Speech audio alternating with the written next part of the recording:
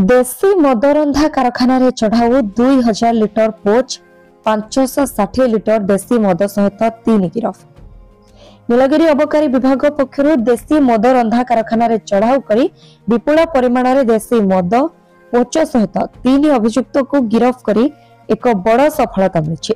सूचना मुताबक नीलगिरी अबकारी विभाग अधीन औपदा ब्लॉक बुदाखुंटा ग्राम एक मदरंधा कारखाना चढ़ाऊ कर बेआईन देशी मद व्यवसायी माने मद रांधुथिबा बेले नीलगिरी अबकारी आईसी जगन्नाथ बेहरा पूर्व सूचना पाई सदल बले चढ़ाऊ करथिले, जेठारु से 2000 लिटर पोच नष्ट करने सहित 560 लिटर देशी मद जबत करथिले।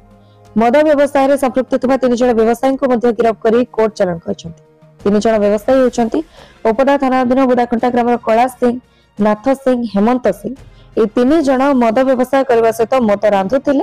ए घटना किए सामिल अछन्ति और केउ माने एमानक ठारो मद नै व्यवसाय करुथिले से दिगरे तदंत जारी रहितबा कहिसन्ति श्री बेहरा। ए चढ़ाऊ रे श्री बेहरा सहित एसआई दुर्योधन बेहरा, कनेस्टेबल तपन मल्लिक, नहण मुर्मू सामिल रहिथिले।